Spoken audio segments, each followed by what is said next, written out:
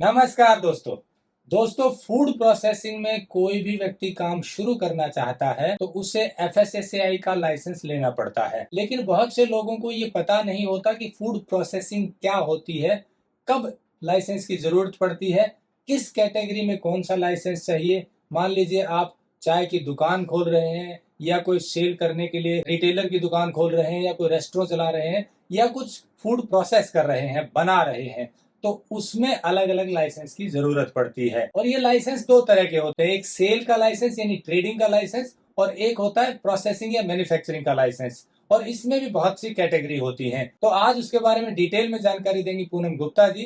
पूनम जी FSSAI की training partner हैं। ये मैन्युफैक्चरिंग और ट्रेडिंग भी करती हैं और एफएसएसएआई का एक डिपार्टमेंट है फोस्टेक, उसमें ये ट्रेनिंग पार्टनर के तौर पर काम करते हुए लोगों को ट्रेनिंग भी देती है, यानी कि एफएसएसएआई के बारे में कैसे लाइसेंस लेना है, क्या गाइडलाइन है, किन चीज़ों का ध्यान रखना है, कैसे रजिस्ट्रेशन करना है, किन लोगों को कौन सा लाइसेंस जरूरी है, ये सब की ट्रेनिंग भी देती है। तो आज इस वीडियो में वही बातें आपको बताएंगी। जैसा आप जानते हैं टेक्निकल फार्मिंग की मुहिम है कि कुछ जो लोग अच्छा काम कर रहे हैं, जो अच्छी जानकारी देते हैं, उनकी बात आप तक पहुंचाई जाए। और ये निःशुल्क वीडियो है, ये कोई कमर्शियल वीडियो नहीं है। कोशिश सिर्फ इतनी है कि आपको चीज़ों के बारे में जानकारी मिले। तो चलिए पूनम जी से जानते हैं एफएसएसएआई लाइसेंसिंग के बारे में, जो कि हर उस व्यक्ति के लिए जानना जरूरी है जो फूड के सेक्टर में काम करना चाहता है। तो चलिए शुरू करते हैं, पर थोड़ा सा डिटेल में वीडियो होगा, लंबा होगा, तो पूरा वीडियो नहीं देखेंगे तो समझ नहीं आएगा, तो इसलिए वीडियो को पूरा जरूर देखिए। टेक्निकल फार्मिंग चैनल को सब्सक्राइब करें और बेल आइकन भी दबाएं ताकि आगे आने वाले वीडियो की नोटिफिकेशन आपको मिलती रहे। नमस्कार पूनम जी। नमस्कार जी। तो पूनम जी सबसे पहले बताइए कि सेल वाले की बात कर लेते हैं कि जो सेल या ट्रेडिंग के लिए लाइसेंस चाहिए वो किनको और कौन सा चाहिए होता है, किसके लिए जरूरी है जी? किसी भी चीज की अगर आपने सेल करनी है, चाहे वो आपका राशन की दुकान है, चाहे कोई करियाना मर्चेंट है, या आपका कोई समोसे की रेडी है, या आपकी समोसे की कोई शॉप है, कोई बर्गर पिज्जा की शॉप है, उन सबको बेचने के लिए तो आपको लाइसेंस चाहिए। तो ऐसा भी होता है कि जो हलवाई है वो चीज बनाएगा भी और उसको सेल भी करेगा, उसी लाइसेंस के अंदर एडिशन हो जाएगा मैन्युफैक्चरिंग का भी और बेचने का भी, डिस्ट्रीब्यूशन का भी, क्योंकि उसके कुछ डिस्ट्रीब्यूटर भी होंगे जो कि बल्क बायर होंगे और रिटेल में भी होगा। तो इस सारा का सारा एक ही लाइसेंस के अंदर लिखा जाता है। उसके लिए आपको सेपरेट लाइसेंस लेने की कोई आवश्यकता नहीं है। तो ट्रेडिंग की जो लाइसेंस बताया आपने, वो तरह का होता है। 100 रुपए का रजिस्ट्रेशन होता है शुरुआत में 12 लाख तक। वो क्या है, किस किस के लिए कितना चाहिए? जितने जैसे पैटी वेंडर्स हैं, हमारे स्ट्रीट फूड वेंडर्स हैं, उनके लिए तो 100 रुपए का लाइसेंस। और जैसे ही उसकी एक शॉप बन जाती है, पर्टिकुलर शॉप बन जाती है, तो उसके लिए 2000 रुपए का लाइसेंस है। और जैसे ही थोड़ी सी मैन्युफैक्चरिंग स्टार्ट होती है, उसके ऊपर 3000 रुपए का और 5000 रुपए का लाइसेंस होता है। That depend on restaurant also. अगर 5 स्टार से नीचे का कोई रेस्टोरेंट है तो उसके ऊपर 5000 पर ईयर की फीस भी है। परंतु अभी हमारी जो स्टेट लाइसेंसिंग के अंदर है, उसके अंदर जीएसटी नहीं है, लेकिन सेंटर की फीस के अंदर हमारे जीएसटी है। अगर 5 स्टार होटल है और 5 स्टार से अबव होटल है, वो सारे के सारे हमारे सेंट्रल लाइसेंसिंग के अंदर आते हैं। उसके अंदर जो उसकी फीस है 7500 प्लस जीएसटी उसकी फीस है। जो सेल वाला है या ट्रेडिंग के लिए लाइसेंस चाहिए, वो मैं एक बार रिकैप कर देता हूँ बीच में। देखिए, कोई भी कोई सामान बेचना चाहता है तो वो कैटेगरी पर निर्भर करता है कि कौन सा लाइसेंस मिलेगा। मान लीजिए कोई किराना की दुकान, तो उसे शॉप एंड ग्रोसरी का लाइसेंस लेना है। तो मान लीजिए कोई घूम घूम कर सामान बेच रहा है तो उसे स्ट्रीट फूड वेंडर का लाइसेंस चाहिए, या कोई चाय बना रहा है तो पैटी वेंडर का लाइसेंस चाहिए, या कोई रेस्टोरेंट का है तो उसे अलग लाइसेंस चाहिए। तो ये कैटेगरी दी हुई है। लेकिन कोई चीज सीधा सामान लाकर बेच रहा है तो उसे सेल का और ट्रेडिंग का लाइसेंस चाहिए। वो 100 रुपए में रजिस्ट्रेशन, 12 लाख से नीचे यदि सेल है साल भर की, तो उसे 100 रुपए में वो रजिस्ट्रेशन हो जाता है आसानी से। ऐसा ही है। उससे ऊपर सेल है तो फिर उसे दूसरा लाइसेंस चाहिए। वो कौन सा है? वो सेंट्रल का लाइसेंस है। नहीं, स्टेट में भी 3 आपने बताया। जैसे 3 मीट्रिक टन की अगर प्रोडक्शन है उसकी, 3 मीट्रिक प्रोडक्शन से कम है और उसकी मैन्युफैक्चरिंग है, तो उसका 3000 रुपए का लाइसेंस है। 3000 रुपए का लाइसेंस है पर ईयर का। कितने से कम हो?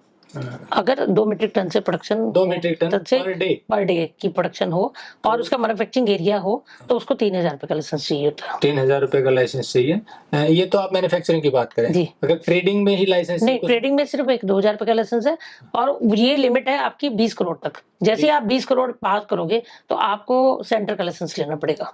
फिर सेंटर का लाइसेंस, 20 करोड़ तक स्टेट का लाइसेंस होगा। 2000 रुपए फीस है। नहीं तो 12 लाख तक है तो 100 रुपए रजिस्ट्रेशन फीस है। ये आप स्टेट का ले सकते हैं और सीधा सेंटर का भी ले सकते हैं। बड़ी अगर किसी का बड़ा काम है तो उसमें कितनी फीस है? तो 7500 रुपए प्लस जीएसटी। वो शुरुआत में कोई लेना चाहे ट्रेडिंग का तो बिल्कुल ले सकता है। तो ये हो गई ट्रेडिंग की बात, यानी कि सेल का लाइसेंस खाली चाहिए। तो आपको अलग-अलग कैटेगरी के हिसाब से लाइसेंस मिल जाता है, उसमें आपको सामान बेचना है। लेकिन अब बात आती है मैन्युफैक्चरिंग की, उसके लिए अलग लाइसेंस होता है, तो वो कौन से लाइसेंस होते हैं, वो भी बात कर लेते हैं। पहले तो ये बता दीजिए मैन्युफैक्चरिंग की परिभाषा क्या है? कौन लाइसेंसिंग लेने की कैटेगरी में आ जाता है और कब आ जाता है? देखो, अगर एज पर हम एमएसएमई की बात करते हैं, तो जो मैन्युफैक्चर क्या है कि एक तो अपने प्रीमिसेस में एक चीज बनाता है, दूसरा मेरा आपका जो प्रोडक्ट बना रहा है मेरा उसके ऊपर पूरा का पूरा सुपरविजन है, लाइक रीलेबलिंग है। तो मैं I am treat as a manufacturer. दूसरा क्या है कि मैं आपसे बल्क सामान लेके उसको छोटा छोटा सामान करके बेचती हूँ, तो दैट इज कॉल्ड रीपैकर्स। तो I am also treated as a manufacturer.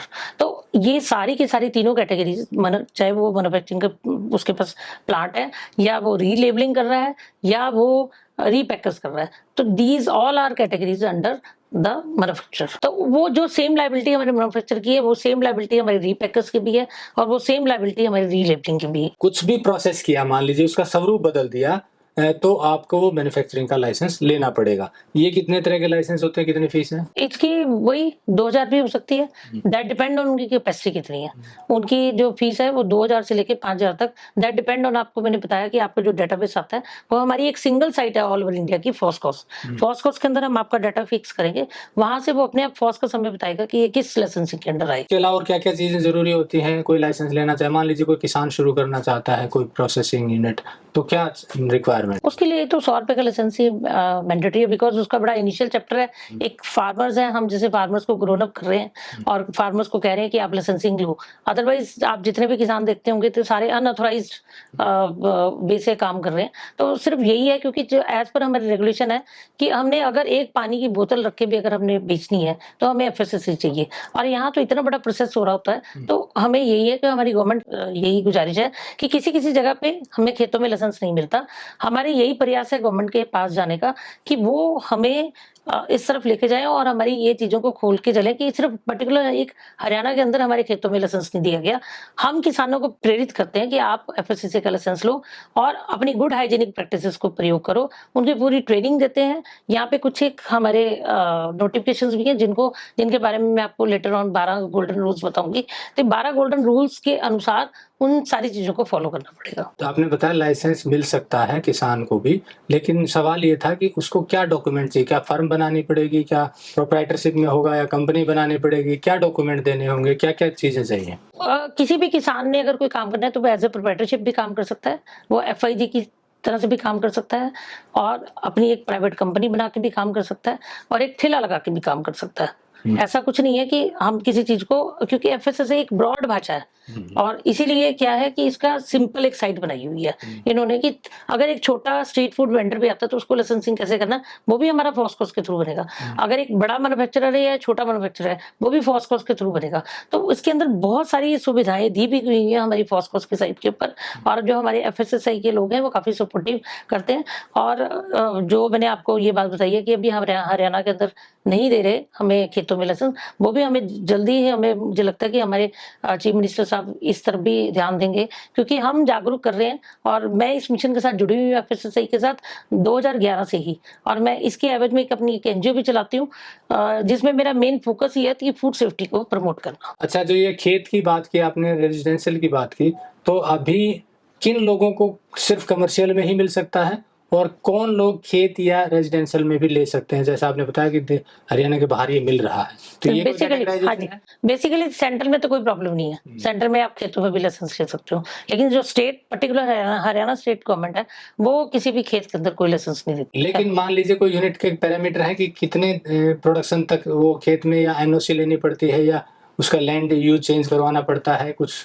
एक रहती है कि आपको सीएलयू करवाना पड़ेगा, उसके बाद आपको मिलेगा, क्योंकि आपको एग्रीकल्चर लैंड से उसको कमर्शलाइज वे में कराना पड़ेगा, क्योंकि चेंज ऑफ लैंड की डिफरेंट डिफरेंट कैटेगरीज है। आपने इंडस्ट्री लगानी है, आपने शॉप खोलनी है, आपने गोडाउन बनाना है, क्या बनाना है, सीएलयू के अंदर चेंज ऑफ लैंड का यूजेस बताना है कि चेंज ऑफ लैंड के अंदर यूजेस किस टाइप की चीजें करनी है, तो वो आपको डिक्लेरेशन देना है कि आपने शॉप बनानी है, गोडाउन बनाना है, या कुछ और काम करना है। तो उसके हिसाब से फिर आपको लैंड यूज चेंज करवाना है, वो गवर्नमेंट के, स्टेट गवर्नमेंट से करवाना है। हाँ जी, स्टेट उसके बाद फिर अप्लाई होगा। जी जी जी।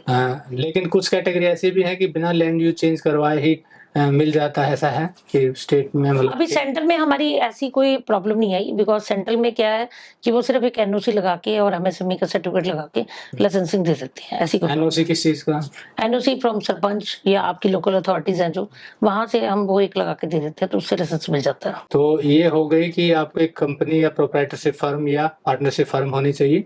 उसके बाद जो मैन्युफैक्चरिंग के लिए मशीनें चाहिए वो डिटेलिंग जाएगी शायद। बिल्कुल, हाँ। उसकी फोटोग्राफ जाएंगी, उसका अपीयरेंस जाएगी कि कैसे कैसे चीज बनी हुई है।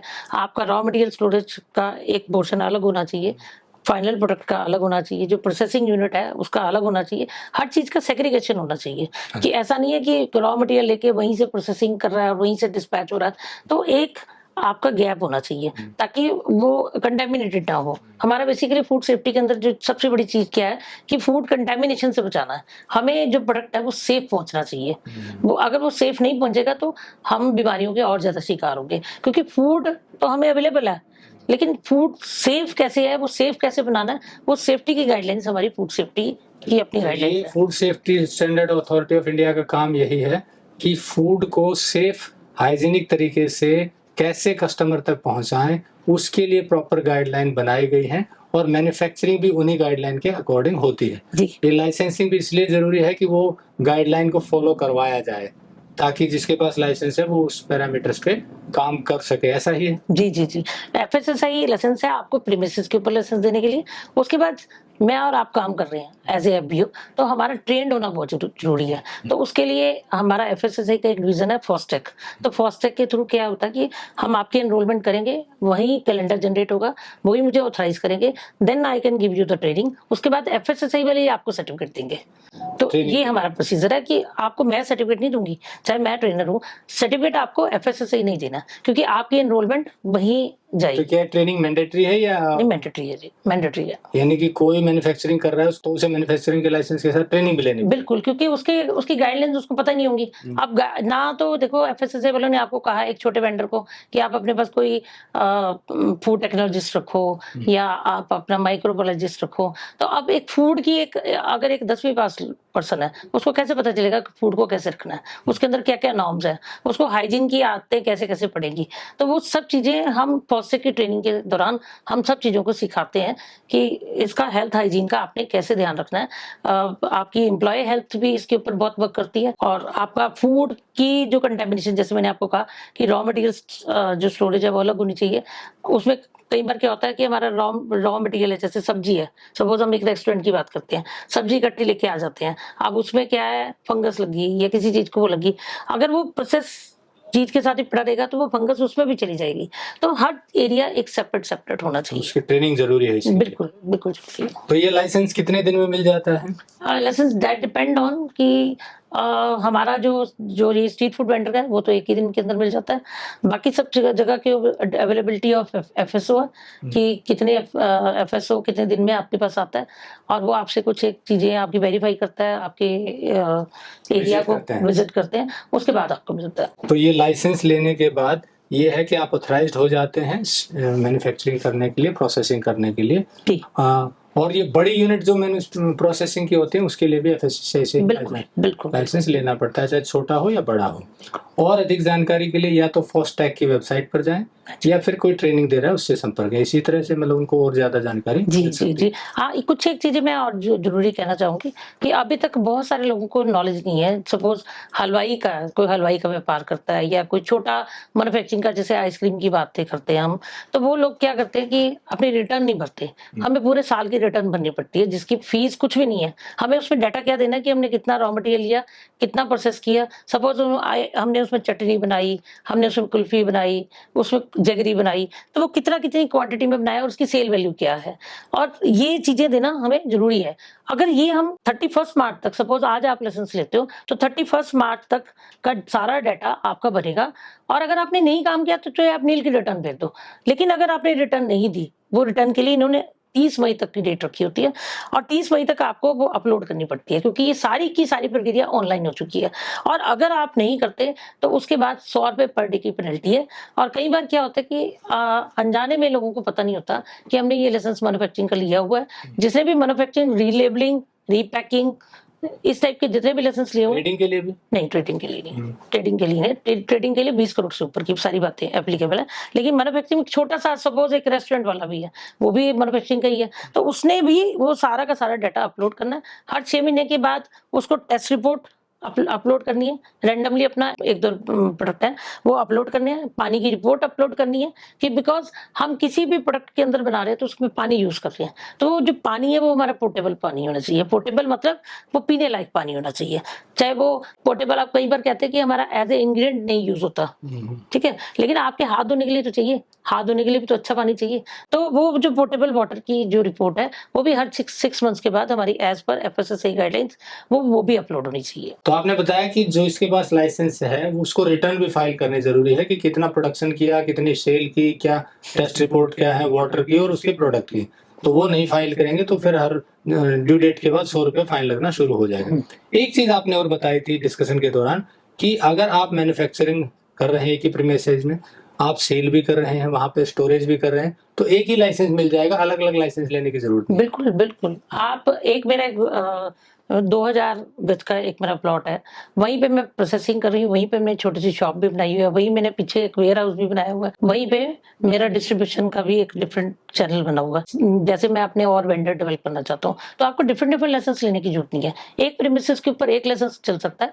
चाहे आप कोई चीज इंपोर्ट भी करते हो तो सिर्फ उसी के ऊपर ही एक लाइसेंस चलेगा, उसके लिए आपको डिफरेंट लाइसेंस लेने की जरूरत नहीं है। बिकॉज मैं आपको अगेन बता रही हूँ, जो FSSAI का लाइसेंस है वो आपके प्रीमिसेस को मिलता है। लेकिन उसके साथ ये है कि सपोज आपका यहाँ 2000 गज का यहाँ प्लॉट है, एक गली छोड़ के आपका दूसरा प्लॉट है जिसमें आपने वेयर हाउसिंग रखी हुई है, तो उसका लाइसेंस आपको अगेन दूसरा लेना पड़ेगा, लाइसेंस उसका अलग अलग, क्योंकि प्रीमिसेस को मिलता है। अच्छा, लाइसेंस प्रीमिसेस को मिलता है मैन्युफैक्चरिंग का, बिल्कुल। ट्रेडिंग का भी प्रीमिसेस, FSSAI का लाइसेंस ही सिर्फ प्रीमिसेस को मिलता है। तो उसके हिसाब से जहाँ प्रीमिसेस है वहां पे आप कर रहे हैं तो वो लाइसेंस उसमें आप 4 तरह की चीजें डालो, आप मैन्युफैक्चरिंग डालो, ट्रेडिंग डालो, डिस्ट्रीब्यूशन डालो, डीलर डालो, इंपोर्ट डालो, उसमें कोई प्रॉब्लम नहीं। और एक ही तरह के आप जैसे फूड की काफी सारी कैटेगरीज है, तो वो सारी की सारी कैटेगरी आप गुड़ भी एक ही प्रीमिसेस में ले सकते हो, आप गन्ने की कुल्फी भी ले सकते हो, आप किसी भी तरह का इसका अर्क भी ले सकते हो, आप कोई टैबलेट भी बना सकते हो, कैप्सूल भी बना सकते हो, पाउडर भी बना सकते हो। उसके लिए अलग अलग लाइसेंस लेने की जरूरत नहीं है, सिर्फ हमें उसके अंदर FSSAI लाइसेंस के अंदर उसकी कैटेगरी ऐड करनी है कि हम एक ही प्रीमिसेस के अंदर ये सारे काम कर रहे हैं। अच्छा, कोई प्रीमिसेस चेंज कर लेता है तो एड्रेस चेंज हो सकता है। तो इस तरह से आप प्रीमिसेस में, एक प्रीमिसेस में मैन्युफैक्चरिंग भी ले सकते हैं, स्टोरेज भी ले सकते हैं, ट्रेडिंग का भी ले सकते हैं। तो ये सब लाइसेंस एक ही में हो जाएंगे, अलग अलग लेने की जरूरत नहीं है। तो अब आपने बताया कि किसी के पास ये लाइसेंस हो तो एक गोल्डन रूल की बुक है वो भी चिपकाना जरूरी है, वो शायद आपने ये रखी हुई है। हाँ जी जी जी। जैसे ये देखिए आप, ये रिटेल की है, ये रिटेल के 12 गोल्डन रूल है। अच्छा। इन 12 गोल्डन रूल्स को आपको फॉलो करना है, ये आप देख रहे हैं, ठीक है ना। तो ये सारी चीजें आपको फॉलो करना है। 10 गोल्डन रूल है हाँ जी हाँ जी हाँ जी। और ये है, ये 12 गोल्डन रूल है। जैसे मैन्युफैक्चरिंग हाइजीन रूल कोड है, ये जैसे मैन्युफैक्चरिंग करते हैं या कैटरिंग करते हैं रेस्टोरेंट के लिए, जी जी जी, तो ये 12 गोल्डन रूल यूज होते हैं कि ये आपको इन चीजों का ध्यान रखना है। ये देखिए 12 गोल्डन रूल बता रहे हैं, ये है उनके लिए जो मैन्युफैक्चरिंग कर रहे हैं, और ये 10 गोल्डन रूल है, ये है जो ट्रेडिंग कर रहे हैं। ये बाहर चिपकाना भी जरूरी है कुछ? ये प्रीमिसेस के अंदर जहाँ पे आपका FSSAI का लाइसेंस लगा होना जरूरी है, आपका फास्टैग का सर्टिफिकेट लगाना जरूरी है, और ये लगाना जरूरी है ट्रेनिंग वाला सर्टिफिकेट और FSSAI का। क्योंकि हम बहुत सारी कंपनियों में जाते हैं कि वहां पे जब हम जाके पूछते हैं आपका FSSAI का सर्टिफिकेट कहाँ है, तो वो बोलते हैं कि वो तो घर पे पड़ा है। एक्चुअली में FSSAI का लाइसेंस है, आपका डिस्प्ले करना जरूरी है। अगर आपने उसी टाइम ऑफिसर को नहीं दिखाया तो officer can take some action. तो आपको FSSAI का लाइसेंस भी लगाना जरूरी है, अपना जो फास्टैग की ट्रेनिंग का सर्टिफिकेट है वो भी लगाना जरूरी है, और ये गोल्डन रूल भी लगाने आपको जरूरी है, ताकि कस्टमर को आपके ऊपर कॉन्फिडेंस आए। बेसिकली FSSAI जो लाइसेंस आपको काम करने के लिए तो बना ही है, लेकिन ये कस्टमर को कॉन्फिडेंस के लिए भी बना है कि हमें एटलीस्ट सेफ फूड मिलेगा।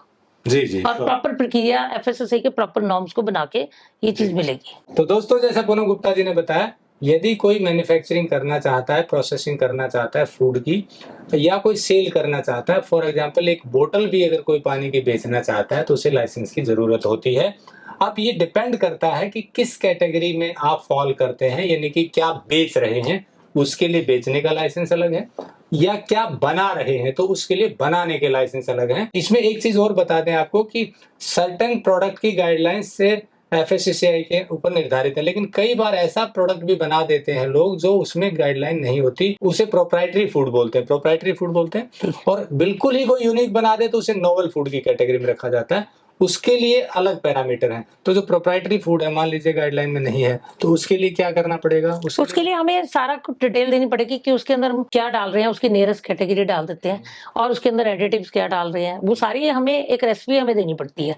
तो वो रेसिपी डाल के हम लाइसेंसिंग के साथ ही उसको ओके करवा देते हैं। हाँ, अब जो बात रही जो हमारे इंडिया में प्रेजेंट नहीं है फूड, कुल कहीं कोई गजट में भी नहीं है, तो उससे मिलता जुलता भी कोई प्रोडक्ट नहीं है, तो that is called novel food. बिल्कुल ही डिफरेंट कोई चीज आ गई आपके यहाँ, तो उसकी हमें सेफ्टी एस्पेक्ट, उसकी क्लिनिकल ट्रायल्स, वो सारी रिपोर्ट सबमिट करके वो हमारा हेड ऑफिस होता है। ये बाकी की जो प्रक्रिया होती है FSSAI की लाइसेंसिंग की, वो हमारे रीजनल ऑफिस से क्लियर होती है।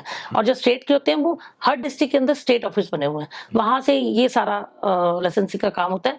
और जो सेंट्रल का होता है, जैसे हमारे नॉर्थ का हमारा गाजियाबाद में ऑफिस है, तो और महाराष्ट्र, गुजरात, इन सब का है बॉम्बे में, और वेस्ट बंगाल का है हमारा कलकत्ता में, और नॉर्थ ईस्ट का ऑफिस बना हुआ है गुवाहाटी में। तो वहां से सारे सेंट्रल के ऑफिस वहां से मैनेज करते हैं। लेकिन अगर स्टेट लाइसेंसिंग की बात करते हैं तो हर स्टेट के अंदर एक ऑफिस होता है, वहां से ये प्रक्रिया की जाती है। जी। ठीक है ना। तो उसके लिए हमें मतलब वो हमारा लाइसेंस किस कैटेगरी में आ रहा है, हमें उस ऑफिस तक अपने आप हमारी फाइल अपने आप पहुंच जाएगी। क्योंकि मैंने आपको बताया कि फॉस्कोस इतनी सुंदर साइट बनी हुई है, हमने डाटा फिल करना है तो वो अपने आप ही पता चल जाएगा कि हमारी फाइल गई कहाँ है। अच्छा, पूरी उसकी ट्रैकिंग भी है उसमें? ट्रैकिंग भी है, आप उसको टाइम टू टाइम ट्रैक कर सकते हो कि मेरी फाइल का स्टेटस क्या है। तो जैसे पूनम गुप्ता जी ने बताया कि अगर कोई भी मैन्युफैक्चरिंग करना चाहता है उसका लाइसेंस ले सकता है, ट्रेडिंग का ले सकता है, और वो फोस्कोस की वेबसाइट है जो FSSAI का एक डिपार्टमेंट है, उस पर पूरी डिटेलिंग दी हुई है।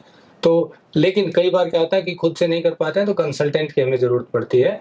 तो पूनम गुप्ता जी जो ट्रेनर हैं वो लोग इसको और बेहतर तरीके से गाइड भी कर पाते हैं, या कोई कंसल्टेंसी चाहे तो उसे कंसल्टेंसी भी देते हैं और साथ में ट्रेनिंग भी देते हैं। तो और अधिक जानकारी के लिए आप पूनम गुप्ता जी से बात कर सकते हैं, नंबर हमने दिया हुआ है। फिर दोहरा दूं, ये कोई कमर्शियल वीडियो नहीं था, ये जानकारी देने के लिए वीडियो बनाया गया है, ताकि जो किसान भाई हैं या नए युवा हैं या कोई नया शुरू करना चाहता है एंटरप्रेन्योर फूड प्रोसेसिंग में या ट्रेडिंग में या सेल में, फूड के सेक्टर में, तो उसे ये जानकारी होना जरूरी है कि कौन सा लाइसेंस कैसे मिलता है FSSAI का। ये लाइसेंस रहेंगे तो और आसानी से बेहतर तरीके से काम कर पाएंगे। वीडियो अच्छा लगा तो लाइक और शेयर जरूर कर दें। जुड़े रहिए टेक्निकल फार्मिंग से। नमस्कार, जय हिंद। अगर आपको यह वीडियो पसंद आया है तो ज्यादा से ज्यादा लाइक और शेयर जरूर करें। साथ ही चैनल को सब्सक्राइब करना ना भूलें।